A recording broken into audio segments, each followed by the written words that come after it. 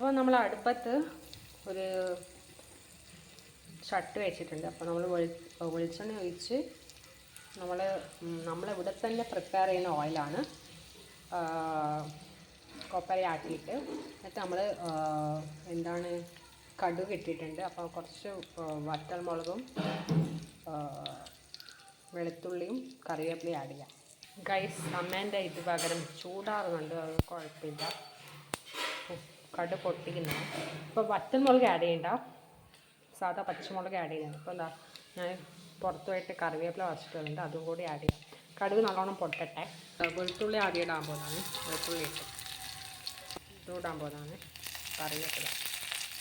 ഇപ്പം നമുക്ക് നേരത്തെ പ്രിപ്പയർ ഉണ്ടാകും. ഭയങ്കര കുഞ്ഞുകുനായിരുന്ന കാമ്പ് ഇടാം. അപ്പോൾ നമ്മൾ പേരിന് കുറച്ച് മഞ്ഞപ്പൊടി കേട്ടോ. അപ്പോൾ നമുക്കിതൊന്ന് വെള്ളം ഒഴിക്കണ്ടമ്മ. വെള്ളം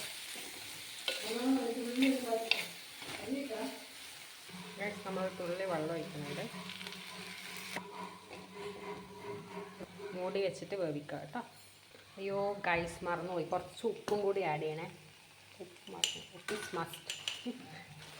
അപ്പം തന്നെ ആഡ് ചെയ്യും.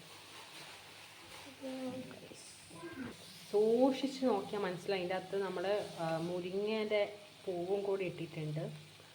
അപ്പം അതുകൂടി ആഡ് ചെയ്യുന്നതിന് കുഴപ്പമൊന്നുമില്ല കേട്ടോ. ടേസ്റ്റ് മാറ്റം വ്യത്യാസമൊന്നും വരില്ല, നല്ല ടേസ്റ്റ് ആയിരിക്കും. നമുക്ക് ഇതേപോലെ തന്നെ മുരിങ്ങേൻ്റെ പൂ വെച്ചിട്ട് നമുക്ക് ഉണ്ടാക്കാം. ഒരു ദിവസം നമുക്കത് ചെയ്യാം കേട്ടോ. ഗൈസ്, നമ്മൾ ഇത് മൂടി വെക്കണം.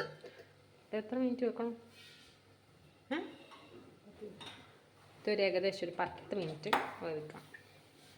അപ്പം നമുക്ക് കുറച്ച് കഴിഞ്ഞിട്ട് വരാം. നമ്മളുടെ അമ്മ ഇടയ്ക്കിടയ്ക്ക് കിടക്കുന്നുണ്ടായിരുന്നു, അപ്പോൾ ഞാൻ കുറച്ച് മാറിപ്പോയി. അപ്പോൾ ഇതാ നമ്മളെ കൂമ്പ് റെഡിയായി കേട്ടോ.